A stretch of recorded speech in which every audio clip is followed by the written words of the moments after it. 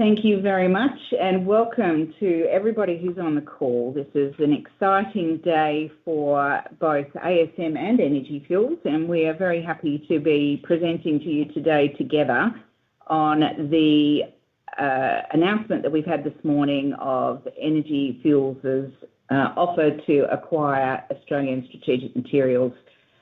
We do have a disclaimer, which I would encourage you to read at your own leisure. I'm going to go straight into what for me is a very exciting day as we are really delivering on what we've been working on here in ASM since we listed in mid-2020.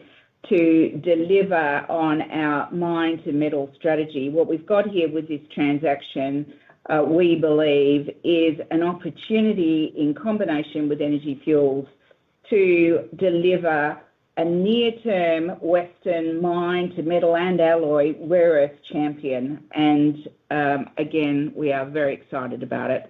The transaction overview is that we have entered into a scheme implementation deed with Energy Fuels that has an implied value as at Friday of $1.60 per ASM share. Under the scheme, what ASM shareholders will be entitled to receive is a fixed ratio of Energy Fuels shares. That ratio is 0.053. And I think this has been important for us within ASM, that we wanted to make sure that shareholders had the opportunity, the ASM shareholders had the opportunity to be able to benefit from the synergies that we know that we're going to be able to create in the combined assets of ASM and Energy Fuels. So it is a fixed ratio deal. As at Friday, when we looked at it on a 14 or 15-day VWAP, that represented an implied value of $1.47 per share. And then, in addition to that fixed ratio share offer, there is also a 13 cents in cash per ASM share dividend, special dividends that will be paid. So I do want to just emphasise that because, I've had some calls already with people who haven't understood the implication of that. But what that does mean is that as the Energy Fuels share price lifts, as we would hope that we would continue to see as the market starts to realise the strength of this deal for Energy Fuels, then that increased share price does then flow through directly to improving the value of this deal. And in fact, if we were to value it as of close, Energy Fuels close this morning, actually that implied value rather than $1.60 is actually closer to $1.98. That obviously is a very significant premium to where we have been trading over the recent times, and that in itself is very positive. But one of the reasons why the board is excited about this and has unanimously recommended it to shareholders is because we do see that this is a platform for us to accelerate our strategy and grow value for both the Energy Fuels and ASM shareholders going forward.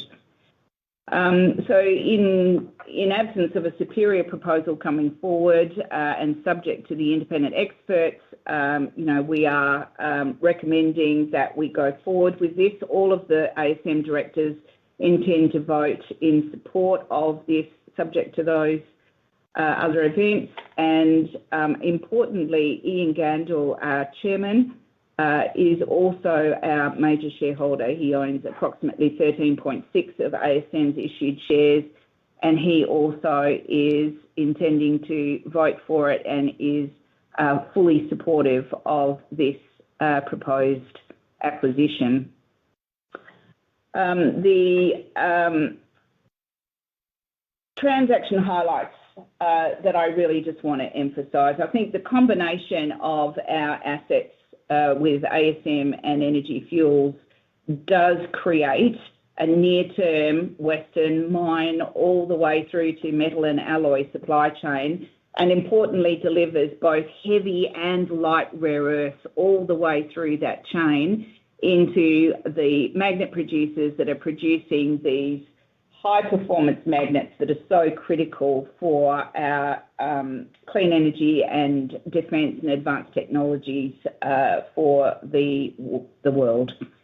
What we're building on here, in addition to the ASM's proven operational record, particularly in metal and alloying, is that we are, through this transaction, getting direct access to Energy Fuels' proven operating track record in the United States with both mining but also, importantly, solvent extraction.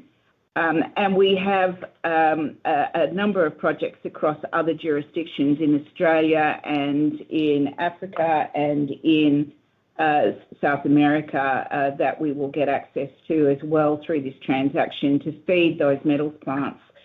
The combined assets will also have a strategy that is very aligned to government interests and in particular very aligned to the framework agreement between Australia and the US. We will transfer our ownership because this is largely a conversion of equity from ASM into Energy Fuels that allows our shareholders to have ownership in a larger group with significant funding capacity. We do think this is going to be a very attractive entity to be able to access government funding, but also Energy Fuels have significant funding capacity from private sources as well. And, you know, because it's an established business with an established uranium revenue, we do see reduced risk through asset and commodity diversification. The offer, as I said before, has a significant and attractive premium and allows our shareholders to continue to participate and have exposure to this strong growth pipeline. So I just want to go through each of those points and then what I will do, because I also have Mark Chalmers, who is the Chief Executive for Energy Fuels, and Ross Vapu, who is the President for Energy Fuels, on the call with me as well. And then I will give them an opportunity to introduce Energy Fuels to you, who perhaps Energy Fuels is less well known in the Australian market. But what we have here, first of all, is we have in the combination of assets the opportunity to very rapidly establish the end-to-end supply chain that is completely independent of the existing supply chain in China. And, you know, the world needs this supply chain. There's a lot of people challenging how it's going to get done. Here's a solution with real credibility where we can show that we have got near-term capability to provide this Western mine to metal solution across these jurisdictions. The four sources or four sort of projects that Energy Fuels have with the Donald project in Australia, the Varamada in Madagascar and Bay in Brazil are all projects that will be source feed. But what we have is an opportunity to add our Dubbo project in as a source feed into that chain as well. And those products can all flow through to the White Mesa mill, which is the established processing facility that Energy Fuels have in Utah. There they separate the rare earths into both a neodymium and praseodymium oxide, but also those two heavy rare earth oxides, the dysprosium and the terbium. And that then can flow through to our Korean metals plant, where we have got established capability to be able to metallize those products into the high purity metals and then combine them into the specialist alloys that then can be exported to the emerging magnet producers globally. We also have the opportunity to leverage the capabilities that Energy Fuels have in the US for establishing the second metals plant, which we have been planning to do, leveraging the established capability that we have in Korea into the US, and indeed Utah is one of the states where we have done significant due diligence on locating that plant. So this would enable that to progress, leveraging the relationships that Energy Fuels have.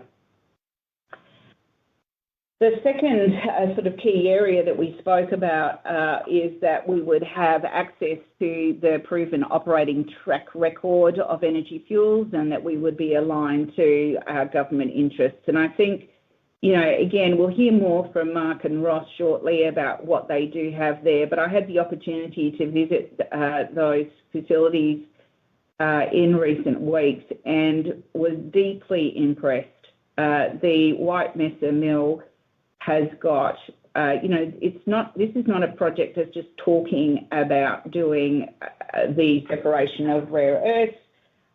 This is an operation that's been operating for 45 years already and has got deep capability in solvent extraction for uranium, and it is already well progressed in leveraging that for producing rare earth oxides, and already has, volumes of product coming through. So we're very excited to be able to leverage that capability, as well as the rest of the operating discipline that we can see is, a core component of Energy Fuels.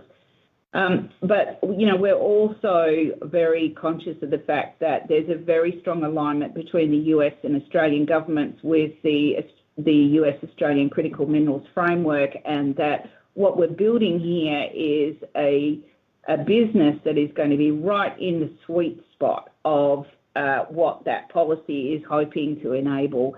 And so, we really anticipate that we will be very attractive for government funding as we go forward developing the various different projects. And in part, that's exciting to have that kind of government support. But what we also anticipate is that we will be a leading producer of rare earths. There will be very few businesses that can compete with getting the established production in the timeframe that we're going to be able to when we work together. And that is going to give us the opportunity to also have access to private funds as we become, a leading rare earth producer in this emerging market. It is going to be valuable for ASM shareholders to be part of a larger group that has that significant funding capacity. And, this slide just gives a sense of just, what the opportunity is. But, from a key point here, we obviously, prior to announcement, were sitting at about a 200 million market cap. In Aussie dollars, Energy Fuels was sitting at closer to 5 billion in US dollars, so that's over 7.5 in Australian dollars, and we're very excited about what we will continue to see and how that can grow as we work together going forward. There is strength that comes from growth, but there's also strength that comes from a reduced risk, and that reduced risk through the asset diversity that we've already spoken about. There is the jurisdiction diversification that we will see, and this is very much building a business that is through Australia, Korea, Madagascar, Brazil, and the US. So that's exciting in itself. But then also what we see is the commodity diversification, where you have uranium, you have the heavy mineral sands, and you have the rare earths. So it is going to be a very robust entity to be able to face into the challenges as we develop these projects going forward. And we have an offer that is a significant and an attractive premium for ASM shareholders. The implied value of $1.60, I think, because of the structure of the deal, with the way that it's been managed with the fixed ratio, gives the ASM shareholders a real opportunity for upside. And you can see there how neatly our assets fit into this development pipeline that Energy Fuels were already well advanced on developing. So the ASM shareholders get the opportunity to have exposure, continued exposure to the work that we've been doing on our assets, but also enhance that with ongoing exposure to the whole of this very strong growth pipeline. So I now want to pass over to Mark and to Ross to give you a bit more of the Energy Fuels story. So over to you, Mark. Thank you, Rowena. And first of all, it's my pleasure and Ross's pleasure to be able to participate in this conference call with you. And look, we're very excited about this transaction. And we believe that we're stronger together because the way we complement where we're trying to get for integration with the diversification, Rowena, that you've talked about, I just think makes all the sense in the world. So I'll go to the next slide, which just gives a little bit of a corporate overview of Energy Fuels. And we are a dual-listed company on the New York Stock Exchange American under UUUU, and also on the TSX under EFR. We're Denver-based. We're a critical mineral company that is built around our uranium business, but also rapidly emerging in the rare earth space, and also the ability to eventually mine the heavy mineral sands that provide the monazite. So we are very well positioned in the United States. We're the largest producer of uranium in the United States. And the White Mesa Mill is very unique because it is a uranium mill and vanadium mill that we converted to also be able to process rare earths into the oxides, both the lights, and we're piloting the heavies, but we have plans to be recovering heavies later this year. We are licensed to produce over 8 million pounds of uranium. We have just recently submitted a what we call phase 2 rare earth separation processing plant at White Mesa that we will be able to take the existing uranium rare earth processing. It's all done in one mill. We call that phase 1, and have a complete separate rare earth processing facility we call phase 2, and also the uranium processing separate from the rare earths. And we see that as a very big step happening in around 27 or 28. We've been making and successfully produced commercial quantities of many of these rare earth products, mainly from monazite feedstock, and hopefully through we see Dubbo in the future. And we're rapidly advancing all these things with this phase 1 that I talked about in the current uranium mill, where we share the uranium and the rare earths, but we have the capability of producing 1,000 tons per annum of NdPr oxide, and later this year to recover both the DY and the TB heavies with the addition to that phase 1 in the mill. We also recently, in October of 24, we acquired Base Resources, which was another ASX-listed company based in Perth that has the Toliara project, which we have renamed Vara Mada. And we also have a joint venture with the Donald project, which is permitted in Victoria. We're earning 49% interest, but getting 100% of the rare earths.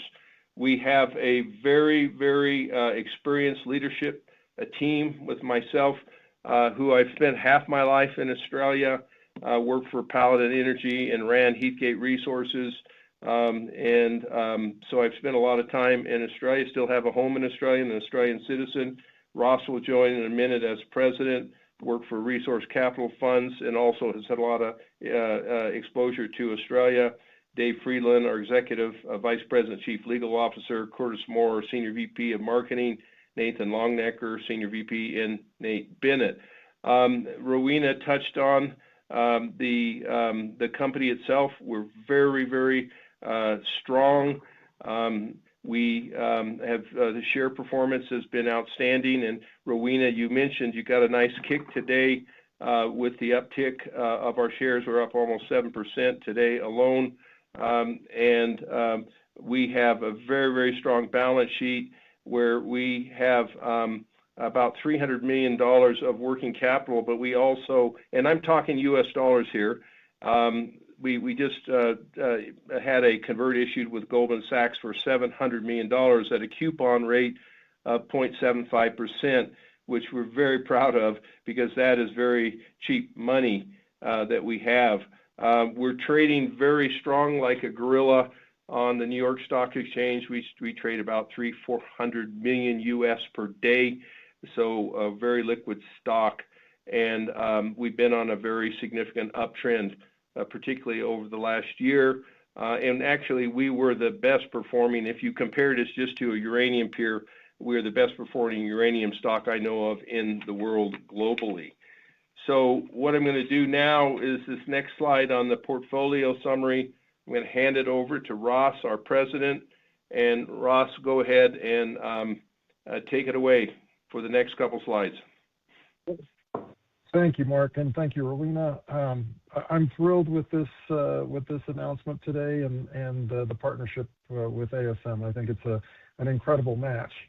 The portfolio of assets within Energy Fuels includes seven mines and development mines. We have 2 that are currently operating. We have an ISR project that's currently on standby. We have 2 permitting projects that are at the permitting phase and 1 project that's in the development stage. Those mines largely feed the White Mesa Mill. And the White Mesa Mill, as we've talked about earlier, it's the only operating conventional mill in the United States today. It has a capacity of, it's licensed for 8 million pounds, as Mark said. It's got a capacity of 6 million pounds. We will be the largest producer of uranium in the U.S. today, and that's been a great springboard into the rare earth side of the business. And we have an incredible technical team at our White Mesa Mill, and what they discovered over time was that they could convert the processing technologies that they have for uranium to treat rare earth minerals.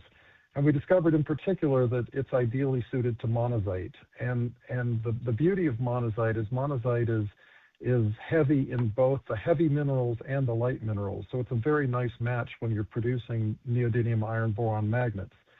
And so the White Mesa Mill today, we're going to talk about it on the next slide, but when we discovered that we could treat monazite, we said, well, how do we get access to more monazite and our own controlled monazite? And through that, we entered into agreements to partner with Astron to secure all the monazite offtake from the Donald project in Australia. That project is very near FID. We, as Mark mentioned, acquired Base Resources last year. That gave us the Vara Mada project, formerly called the Toliara project, arguably the best source of monazite in the world, a world-class project by any standard. And then prior to that, we had acquired the Bahia project in Brazil. Those 3 projects are all heavy mineral sands project and produce monazite sands as a byproduct of the heavy mineral sands. So a tremendous springboard for us into rare earths by supplying monazite feed to our White Mesa Mill. And if we jump to the next slide, the White Mesa Mill is really a crown jewel within our portfolio. You can see it there in the center. On the left side of the page, you'll see that we treat both uranium and vanadium ores from our various mines. And as it flows through the White Mesa Mill, we produce uranium yellowcake, U3O8. We have the ability to produce vanadium. We've produced quite a lot of vanadium historically. And we're also in the process of expanding our ability to produce medical isotopes, which is a fascinating treatment for cancer using targeted alpha therapies. As I mentioned, we discovered that we could process monazite, and so with our heavy mineral sands projects, the monazite now would flow through the White Mesa Mill and produce various rare earth oxides, specifically NdPr, terbium and dysprosium, but we are also exploring the potential of producing and processing other SEG minerals and heavy minerals. And then you can see the heavy mineral sands projects also produce titanium and zircon. I think that the interesting thing here is when you look at the right side of that page, everything we're doing falls into the critical mineral category. And so we're very much a diverse supplier of critical minerals to the Western world, and it puts us in a very, very unique and exciting position. So with that, let me turn it back to Mark and to finish off on Energy Fuels. Okay, thank you. And look, I'm just going to talk a bit more about the White Mesa Mill. As Ross said, is really become the centerpiece of our company with the flexibility that it has to treat all these critical minerals. I go back many years with this facility. I actually worked for the family that built this mill in 1980, and I still get messages on Facebook from some of the former owners that they're really pleased that I still have some involvement with it. But the picture's worth 1,000 words. You can see the existing facility. It's 45 years old, but in really good nick. Been well maintained. The phase one is what I was talking about earlier, that can do uranium, vanadium, and the rare earths, and it's in that building that you see closest to you. But in the background is the phase two. In the phase two, we have submitted the permit applications, as I mentioned, for that expansion, and that will be a completely separate rare earth plant on its own, the size of Linus, so about 6,000 tons of NdPr per year, and also the capability to recover nearly 300 kilograms or tons of dy and around 80, 90 tons, I don't know the exact numbers, of TB. So it is a very, very substantial plant. And then when we have the phase two, we can run the phase one plant as a uranium vanadium plant only, and the phase two can run rare earths. So very aggressive strategy here. We produced a lot of uranium over the years, over 40 million pounds of uranium and nearly 50 million pounds of vanadium. Ross touched on it. It has a licensed capacity of about 8 million pounds. And I talked about the phase one, phase two. So it's a very unique facility. Utah is a great place to do business. Low power costs, low water costs, excellent workforce, very motivated workforce. And so what we did is we saw this ASM transaction as taking us another step down the line with the metallization, which we think is very, very critical to show integration, and then having the double project become a pipeline project to complement our existing projects. And we think double fits uniquely into our company because the synergies that we have between that project and the White Mesa Mill. So again, very excited.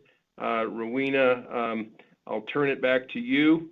And I just thank everybody for listening to our pitch from our end, but we are very focused on creating value for all our shareholders.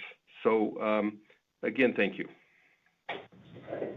Thanks very much, Mark and Ross. And, you know, for those on the call who've been on this ASM journey all the way through, you know, you would know that we have been very strong on the fact that the only way that we're going to establish this alternative supply chain to be able to, you know, really compete with the existing supply chain, the only way that's going to happen rapidly is through partnership. But the challenge for us is to find partners of substance. I spoke about it in the AGM. There's a lot of what I think I referred to at the time as puffery out there in the market at the moment. There's certainly a lot of people who are promoting things that, you know, are at best talk and don't have substance. And, you know, we were very intent for ASM shareholders and also, you know, for these assets to make sure that we were partnering with, you know, a team who we really felt would be able to do something really extraordinary with us with these projects. And hopefully listening to Mark and Ross, you can understand why we're so pleased to be presenting this transaction, because we really believe that we have got a very strong partner here for us to proceed with. So I'm very happy now to open to questions. Excellent. Thanks, Rowena. So the first question I'm going to take to you two is regarding the actual structure of the consideration for the deal, specifically the fixed ratio. Assuming that if the share price of Energy Fuels goes up, does then the implied value in the takeover or the transaction increase, and vice versa? Yes, that's exactly the way it's structured. So obviously the offer that we've got from Energy Fuels does have a cash component. It has a 13-cent cash component, so that's fixed and that will come through as an unfranked special dividend. But the rest of the offer is in a fixed ratio of Energy Fuels shares.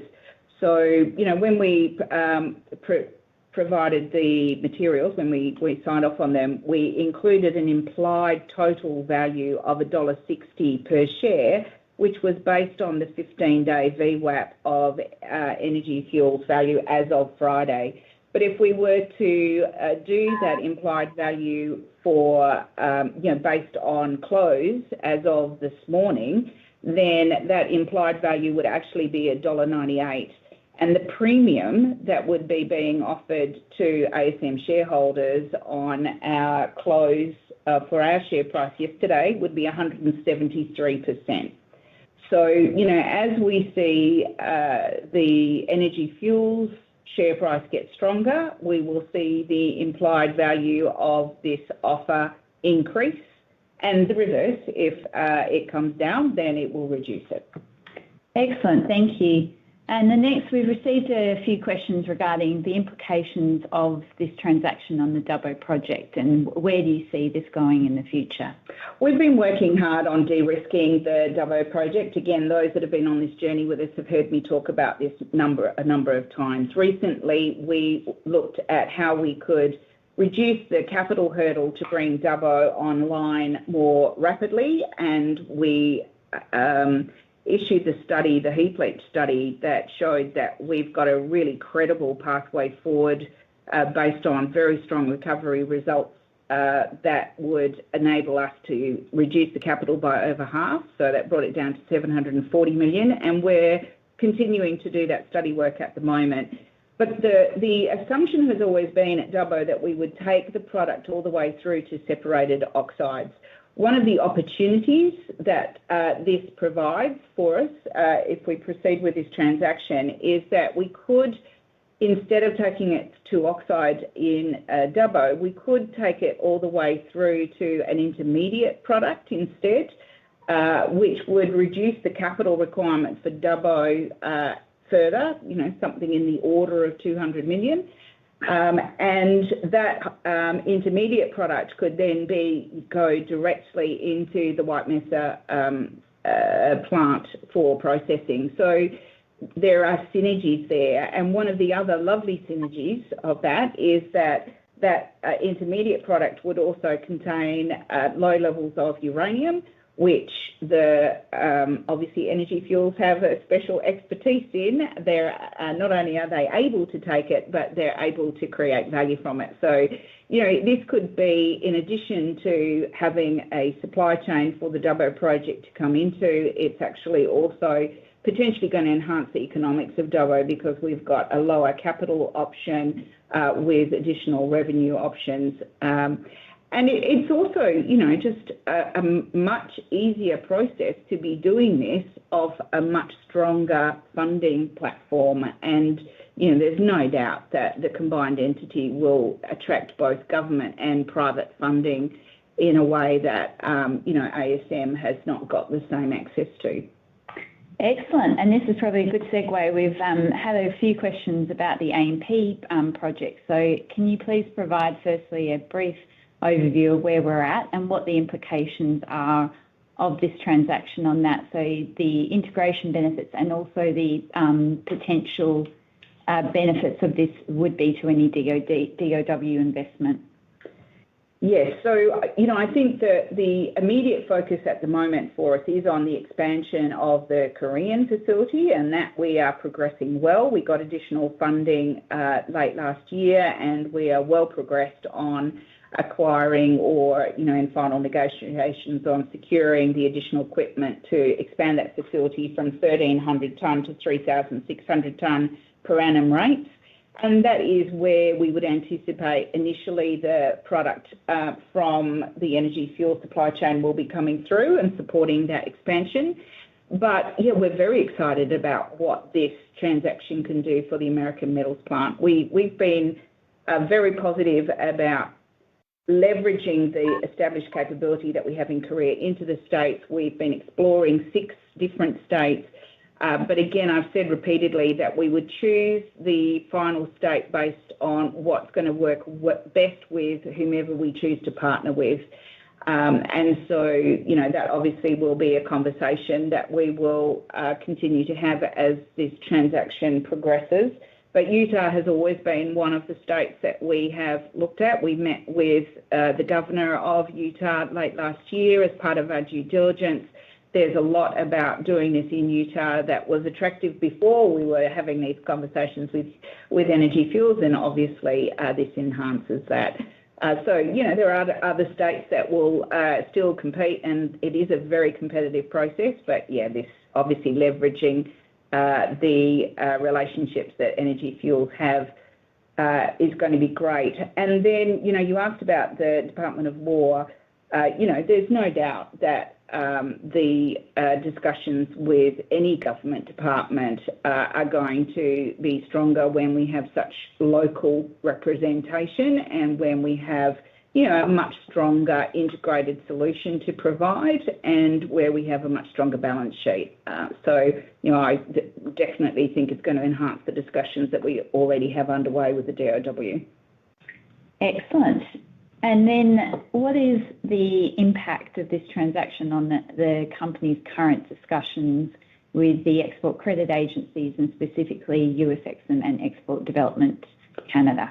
Again, this is going to be important for us going forward, but, all of the parties that have been talking about supporting us in funding have all been concerned about where is your offtake going to go and where is your, the equity funding going to come from that's going to support the debt funding that they're providing. So, this is going to, I think, be a very positive conversation that we have with our funding partners in the coming weeks because, this is exactly what they want to see. They want to see the US and Australia entities working together. They want to see the supply chains being established across allied countries. So this Australia and Korea and US working together is exactly what they want. They want to see the product going into the US, in particular, the US EXIM. So this will be very pleasing for them, I'm sure. But also, they want to see that financial robustness. So, we'll be having those discussions in the coming weeks. Clearly, this has to be voted for by shareholders. It has to go through a FIRB regulatory approval process, so it won't be finalised, probably till closer to the middle of the year. So we've got plenty of time to work through this with US EXIM, but I think it will strengthen our discussions with them and provide us with more flexibility. Excellent. And then to this extent that you're able to, can you shed some light on where the thinking is on integration and specifically will the management team be going across? So we have had some preliminary discussions about integration.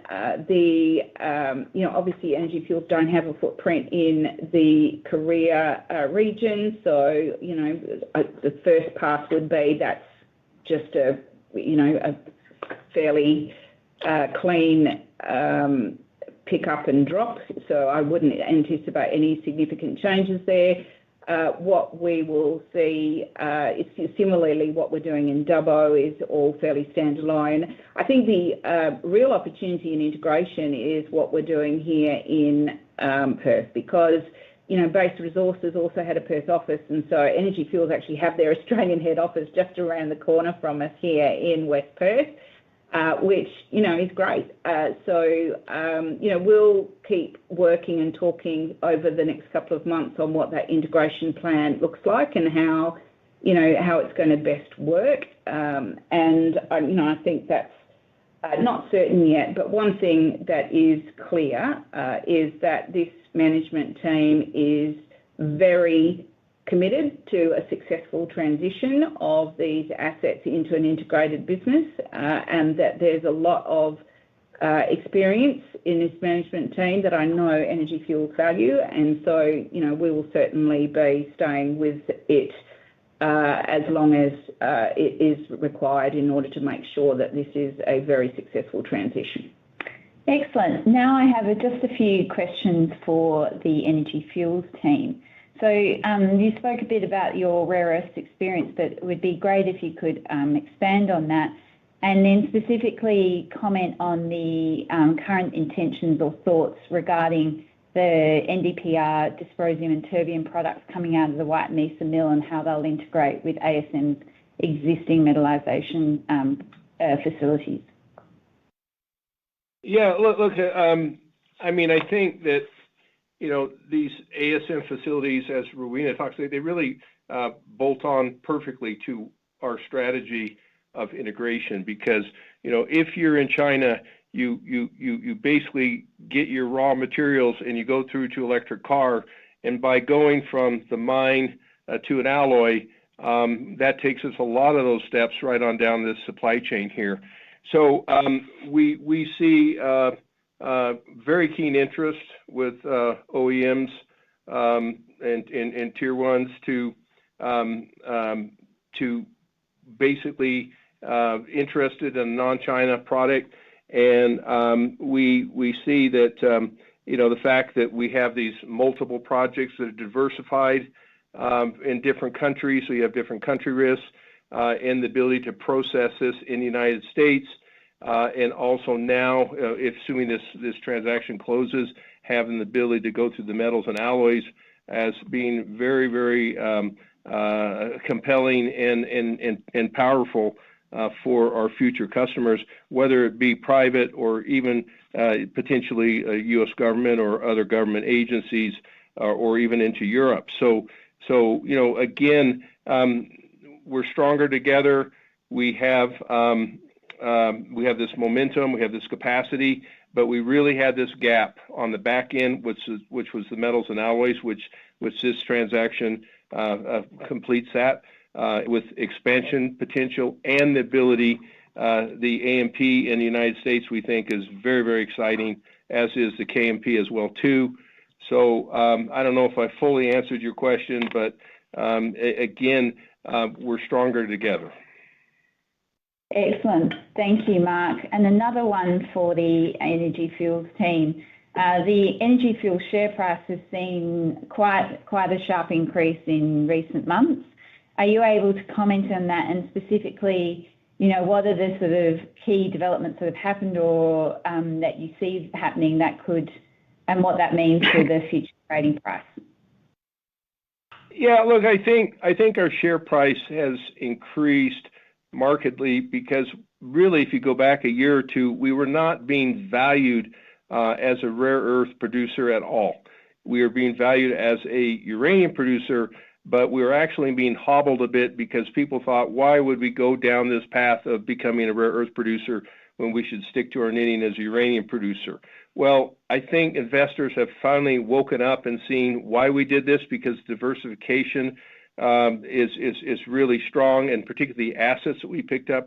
And what's also kind of amusing is that as a uranium producer, people thought we were getting out of the uranium business, and we're actually really outproducing. We're upwriting our guidance. We're beating our guidance on uranium production when many companies are falling short, with a number of the U.S. companies, and you're seeing it with a number of the Australian companies falling short on their production, and we're doing just the opposite. And we have really excellent margins on our uranium production, better margins than anybody else I know of in the business.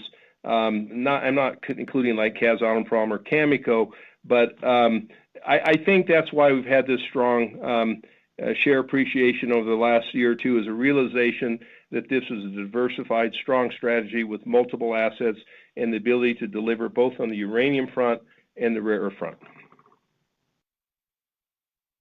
Ross, I don't know if you have anything to add to that. Well, Mark, I would just add that I think the market's recognizing the fundamental supply and demand imbalances that are coming for both rare earths and uranium, and I think we're in a perfect position to capitalize on those. And I think the market's recognizing that we're in a great spot to take advantage of increased demand and limited supplies of both the rare earth minerals and uranium. Fantastic. And then we've just got some questions about the actual mechanics of the transaction. So can you just comment briefly on, at this stage, the expected timeline and some of the key conditions that will need to be met, and specifically talking about some of the approvals?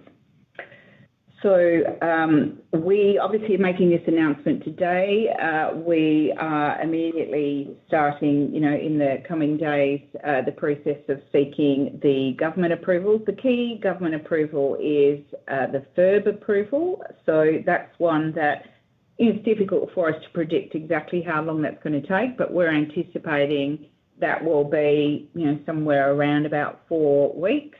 So that's one of the key conditions precedent for us closing this transaction. And then, it is a scheme and it needs to be voted for by shareholders. So they will then go through that process. So we're, did I say 4 weeks then, or 4 months? No, I'm not sure what I said. Anyway, I'm expecting FIRB will take 4 months. If I did say 4 weeks, that was miles too optimistic.